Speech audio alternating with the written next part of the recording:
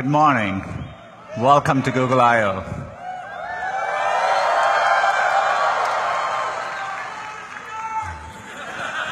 I love you guys too. Can't believe it's 1 year already. It's a beautiful day. We're being joined by over 7,000 people, and we are live streaming this, as always, to over 400 events in 85 countries. Last year was the 10th year since Google I/O started, and so we moved it closer to home at Shoreline, back where it all began. Seems to have gone well. I checked the Wikipedia entry from last year. There were some mentions of sunburn, so we have plenty of sunscreen all around. It's on us. Use it liberally. It's been a very busy year since last year, no different from my 13 years at Google. That's because we've been focused ever more on our core mission of organizing the world's information, and we are doing it for everyone, and we approach it by applying deep computer science and technical insights to solve problems at scale.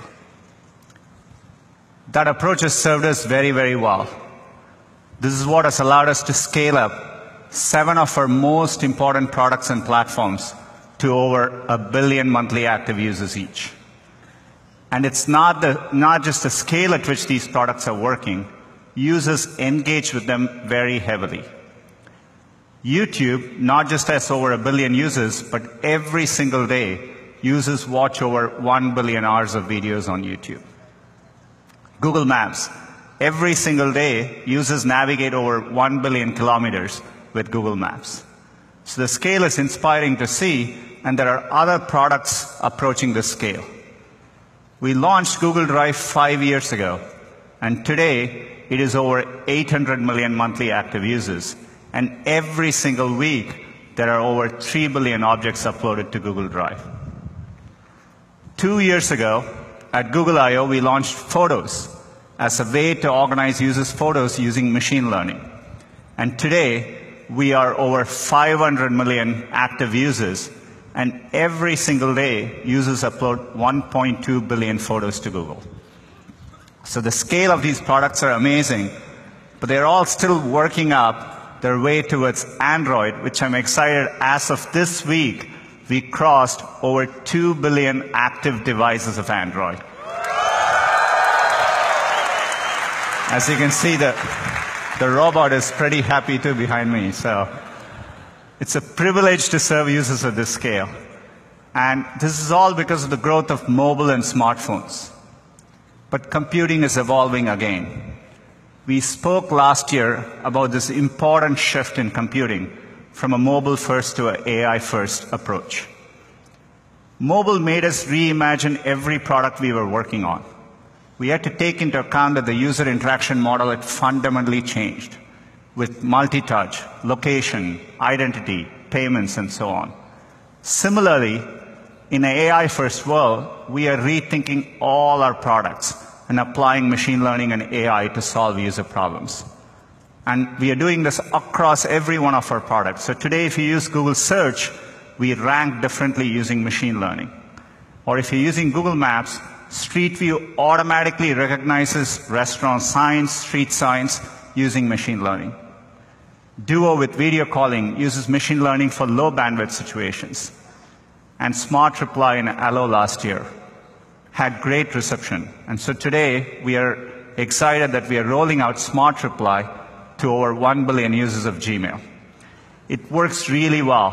Here's a sample email. If you get an email like this, the machine learning systems learn to be conversational, and it can reply, "I'm fine with Saturday," or whatever.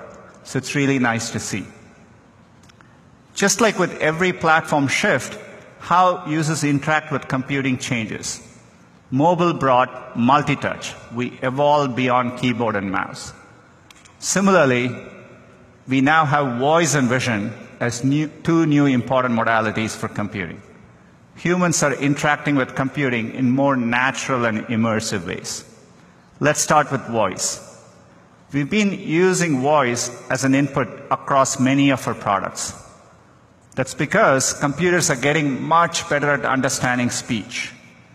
We have had significant breakthroughs, but the pace, even since last year, has been pretty amazing to see.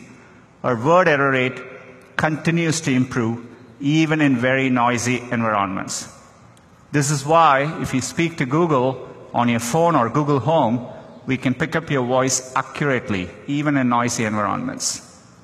When we were shipping Google Home, we had originally planned to include 8 microphones so that we could accurately locate the source of where the user was speaking from. But thanks to deep learning, we use a technique called neural beamforming, we were able to ship it with just 2 microphones and achieve the same quality. Deep learning is what allowed us about 2 weeks ago to announce support for multiple users in Google Home, so that we can recognize up to 6 people in your house and personalize the experience for each and every one. So voice is becoming an important modality in our products. The same thing is happening with vision. Similar to speech, we are seeing great improvements in computer vision. So when we look at a picture like this, we are able to understand the attributes behind the picture. We realize it's your boy in a birthday party. There was cake and family involved, and your boy was happy. So we can understand all that better now. And our computer vision systems now, for the task of image recognition, are even better than humans. So it's astounding progress, and we're using it across our products. So if you use the Google Pixel, it has the best-in-class camera, and we do a lot of work with computer vision. You can take a low-light picture like this, which is noisy, and we automatically make it much clearer for you. Or coming very soon, if you take a picture of your daughter at a baseball game and there is something obstructing it, we can do the hard work, remove the obstruction, and have the picture of what matters to you in front of you. We are clearly at an inflection point with vision, and so today we are announcing a new initiative called Google Lens. Google Lens is a set of vision-based computing capabilities that can understand what you're looking at and help you take action based on that information.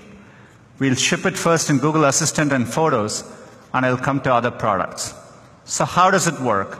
So for example, if you run into something and you want to know what it is, say a flower, you can invoke Google Lens from your assistant, point your phone at it, and we can tell you what flower it is. It's great for someone like me with allergies. Or if you've ever been at a friend's place and you've crawled under a desk just to get the username and password from a Wi-Fi router, you can point your phone at it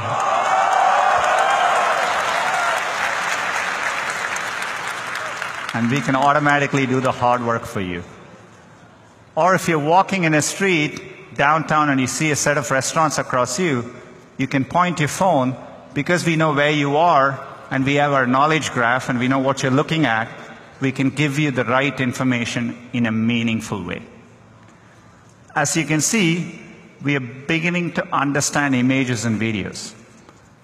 All of Google was built because we started understanding text and web pages. So the fact that computers can understand images and videos has profound implications for our core mission. When we started working on search, we wanted to do it at scale. This is why we rethought our computational architecture. We designed our data centers from the ground up, and we put a lot of effort in them. Now that we are evolving for this machine learning and AI world, we are rethinking our computational architecture again. We are building what we think of as AI-first data centers. This is why last year we launched the tensor processing units. They're custom hardware for machine learning. They were about 15 to 30 times faster and 30 to 80 times more power efficient than CPUs and GPUs at that time. We use TPUs across all our products. Every time you do a search, every time you speak to Google. In fact, TPUs are what powered AlphaGo in its historic match against Laserdal. As you know, machine learning has two components: training, That is how we build a neural net. Training is very computationally intensive, and inference is what we do at real time, so that when you show it a picture, we recognize whether it's a dog or a cat and so on. Last year's TPU were optimized for inference. Training is computationally very intensive. To give you a sense, each one of our machine translation models takes a training of over 3 billion words for a week on about 100 GPUs. So we've been working hard, and I'm really excited to announce our next generation of TPUs, cloud TPUs, which are optimized for both training and inference. What you see behind me is one cloud TPU board. It has 4 chips in it, and each board is capable of 180 trillion floating point operations per second. And we have designed it for our data centers, so you can easily stack them. You can put 64 of these into one big supercomputer. We call these TPU pods, and each pod is capable of 11.5 petaflops. It is an important advance in technical infrastructure for the AI era. The reason we named it Cloud TPU is because we are bringing it through the Google Cloud Platform. So cloud TPUs are coming to Google Compute Engine as of today.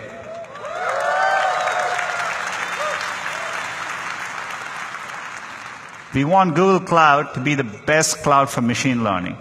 And so we want to provide our customers with a wide range of hardware, be it CPUs, GPUs, including the great GPUs NVIDIA announced last week, and now cloud TPUs.